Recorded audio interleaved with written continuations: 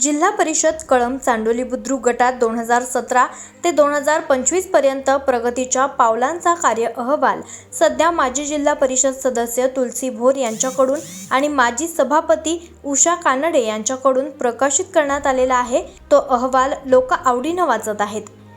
173 कोटी 14,26,000 रुपयांची विविध विकास कामं या कार्य अहवालात प्रकाशित करण्यात आलेली आहेत। रस्ते, आरोग्य, सुशोभीकरण, बांधकामे, शेती उपयोगी साहित्य, अपंग व्यवसाय, अर्थसहाय्य, व्यवसायासाठी टपरी, ताडपत्री, कौशल्य कारागीर यांना साहित्य, करमणूक साहित्य, जनावरांना औषध व सेवा, कडबाकुट्टी, कृषी सहाय्य इत्यादी क्षेत्रात राष्ट्रवादी काँग्रेसच्या माध्यमातून अनेक विकास कामे केलेली आहेत। भविष्यात अनेक विकास कामे करणार असल्याचं त्यांनी सोशल मीडियाद्वारे जाहीर केलं आहे।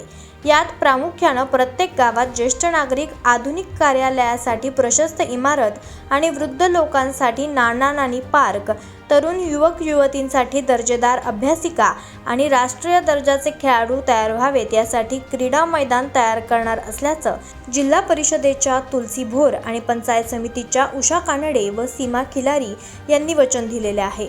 हे सर्व कार्य आणि इतर शेकडो कामे करण्यासाठी व दिवंगत अजितदादा पवार साहेबांचं स्वप्न पूर्ण करण्यासाठी राष्ट्रवादी काँग्रेसचे तीनही उमेदवार प्रचंड मतांनी विजयी करा असं आवाहन मतदारांना त्यांनी केलेलं आहे। मुख्य संपादक आयुब शेख, तेज तुफान न्यूज चॅनल, कळंब, आंबेगाव। आपण पाहत आहात तेज तुफान न्यूज, न्यायिक व निर्भीड बातम्यांचे सर्वांचे आवडते नेटवर्क।